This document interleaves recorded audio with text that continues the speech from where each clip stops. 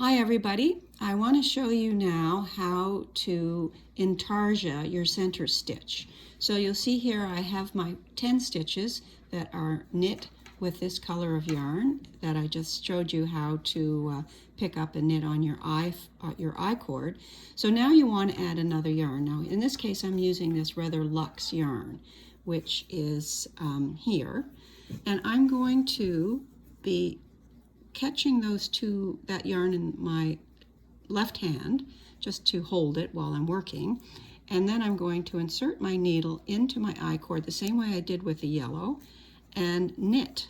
So I'm just making a knit stitch and bringing this loop up on and putting it on the needle. So you see it's actually knit on, and in the back you have this piece of yarn hanging, and this is your tail. Now I'm going to pick up my yellow yarn, and I'm going to keep this sort of tail end out of the way and then proceed to continue to pick up stitches from the I-cord. I hope you can see that. With like everything else, it's so much easier to show you than it is to explain if you're not familiar with it, because you have trouble visualizing it.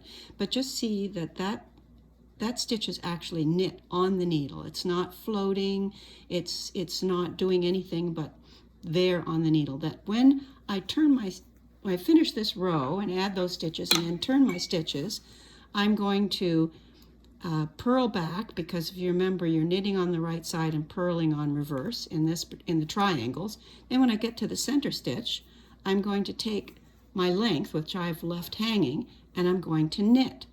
And then I'm going to pick up the yellow and continue.